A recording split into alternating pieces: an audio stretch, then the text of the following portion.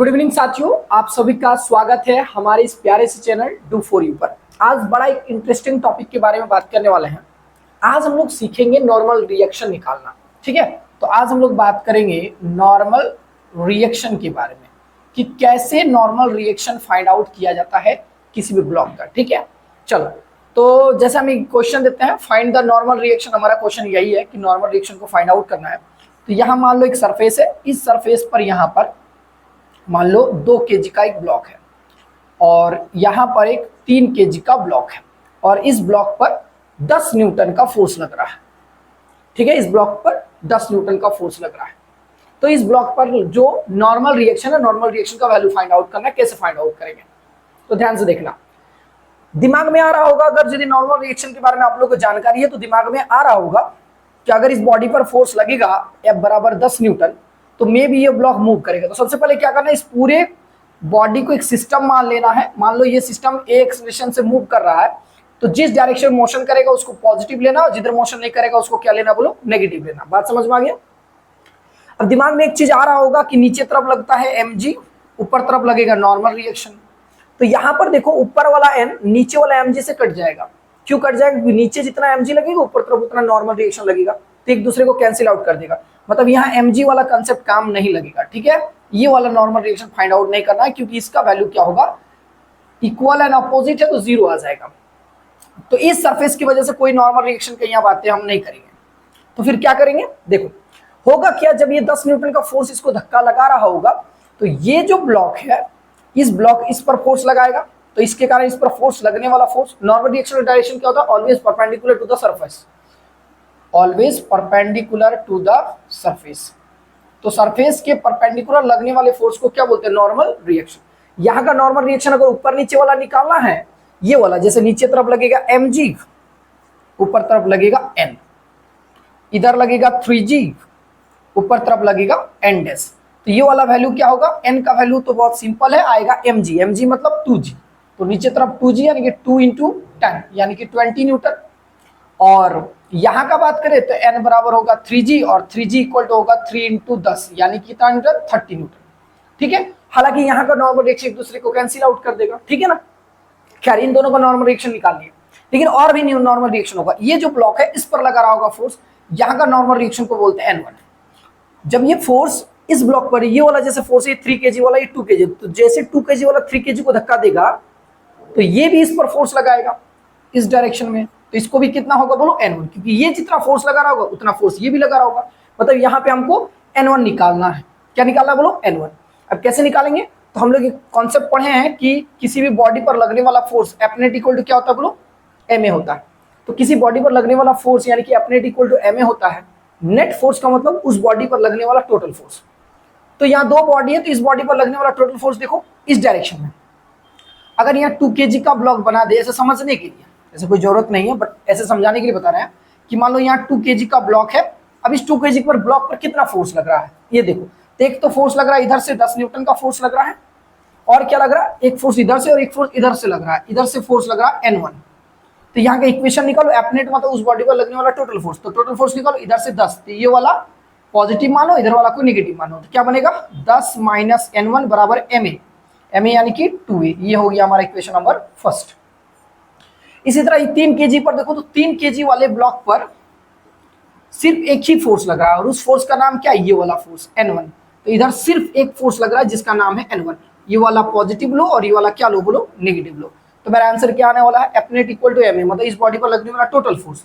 तो total force कितना हो गया बाबू, तो हो गया यहाँ पर n1 बराबर 3a, क्योंकि F net equal to ma, तो n1 बराबर 3a। बस कैंसिल आउट करो, यहाँ से ये खत्म, तो कितना होगा 10 बराबर 5a।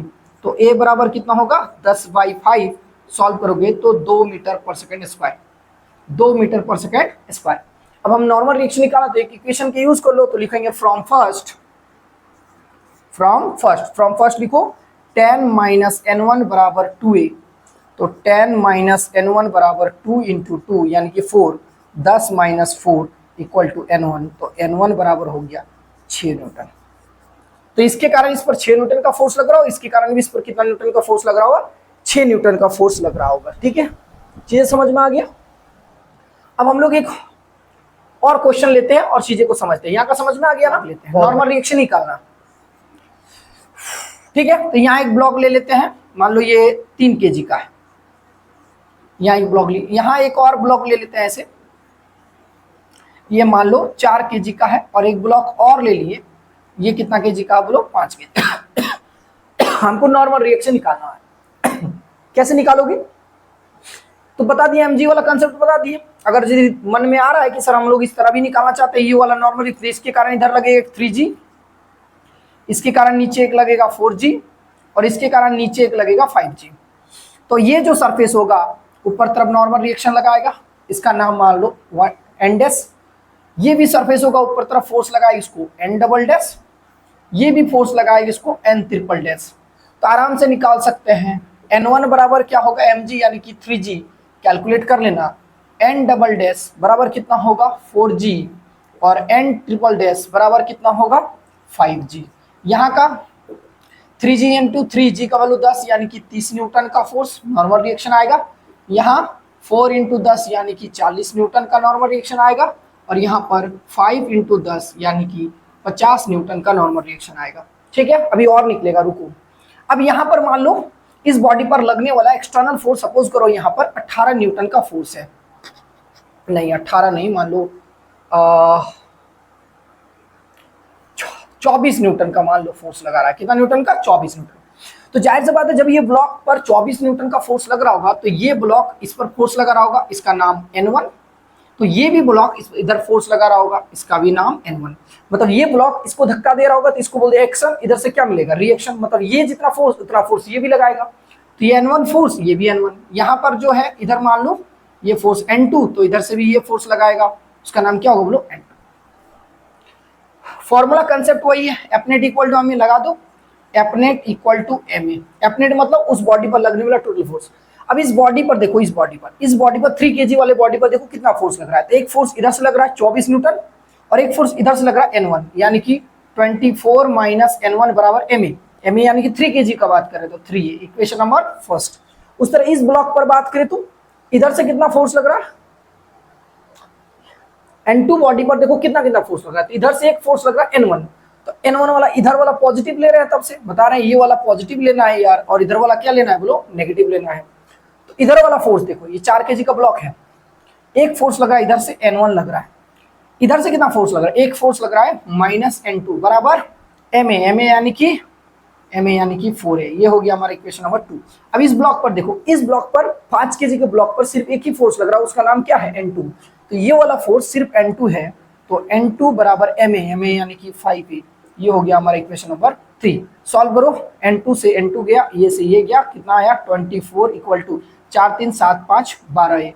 तो a का वैल्यू हो गया 24/12। सॉल्व करोगे तो 2 मीटर पर सेकेंड स्क्वायर। इस तरह करके एक्सेलरेशन निकालिए। इस पूरे सिस्टम का एक्सेलरेशन कितना हो गया? 2 मीटर पर सेकेंड स्क्वायर। यानी कि जब ये 24 न्यूटन का फोर्स लगाएगा, तो ये पूरा का पूरा सिस्टम जो है, ये पूरा का पूरा जो सिस्टम है, ये पूरा का पूरा जो सिस्टम है, वो 2 मीटर पर सेकेंड स्क्वायर से क्या करेगा? मूव करेगा। अब नॉर्मल रिएक्शन निकाल लो। हमको नॉर्मल रिएक्शन क्या निकालना है? n1 और n2 निकालना है। तो फ्रॉम फर्स्ट करेंगे, फ्रॉम फर्स्ट क्या है? 24 माइनस n1 बराबर 3a। तो 24, n1 का वैल्यू नहीं पता, निकालना है 3 इंटू 2 यानी कि 6। तो n1 बराबर 24 माइनस 6 यानी कि 18 न्यूटन का नॉर्मल रिएक्शन लगाएगा। ये इस पर कितना न्यूटन से धक्का देगा? 18 न्यूटन। तो ये भी इधर से कितना लगाएगा? 18 न्यूटन का। n2 निकालना, n2 कहीं से यहीं से निकाल लो, आसानी से निकल जाएगा, फ्रॉम थर्ड। तो फ्रॉम थर्ड से हम निकाल लेंगे n2। तो n2 बराबर कितना होगा बाबू? 5a, मतलब 5 इंटू 2 इक्वल टू कितना होगा? 10 न्यूटन का फोर्स लगाएगा। अगर यदि मन है कि हम सर इसमें निकाल सकते हैं क्या इक्वेशन 2 से, तो बिल्कुल निकाल सकते हो, यहाँ पे कर देते हैं। तो फ्रॉम 2 से भी कर सकते हैं। तो फ्रॉम 2 से करोगे तो n1 माइनस n2 बराबर 4a। n1 का वैल्यू मेरा कितना आया है? 18 न्यूटन। तो यहाँ लिखोगे 18 माइनस n2 निकालना चाहते हैं, और यहाँ 4 और इंटू क्या होगा बोलो? 2 होगा। तो n2 निकालोगे तो कितना होगा बाबू? 18 माइनस 8 यानी कि n2 का वैल्यू कितना न्यूटन निकल के आया? 10 न्यूटन निकल के आया। तो इस तरह करके हम लोग किसी भी ब्लॉक में नॉर्मल रिएक्शन निकालते हैं। इससे पहले मैंने आप लोग को टेंशन के बारे में बताया था। ठीक है। अगर वो वीडियो नहीं देखे तो आप जाके देख सकते हैं और चीजों को समझ सकते हैं और बढ़िया अपना फिजिक्स के न्यूमेरिकल को इस तरह आप आगे समझ सकते हैं बेहतरीन तरीका से। ठीक है। अगर इस सब का नोट्स चाहिए प्रॉपर तो आपको क्या करना है, टेलीग्राम पर सर्च करना है जस्ट, ठीक है, फिजिक्स बाय अमृतेश सर, आपको पूरी तरह से मिल जाएगा और सारा का प्रॉपर नोट्स मिल जाएगा। जैसे यहाँ कैलकुलेशन करें वहां का नोट्स मिल जाएगा, सारे चीज का नोट्स वहाँ अवेलेबल है, आप जाके सर्च कर सकते हैं। मिलते हैं नेक्स्ट वीडियो में, तब तक के लिए थैंक यू वेरी मच और मिलते हैं नेक्स्ट वीडियो में।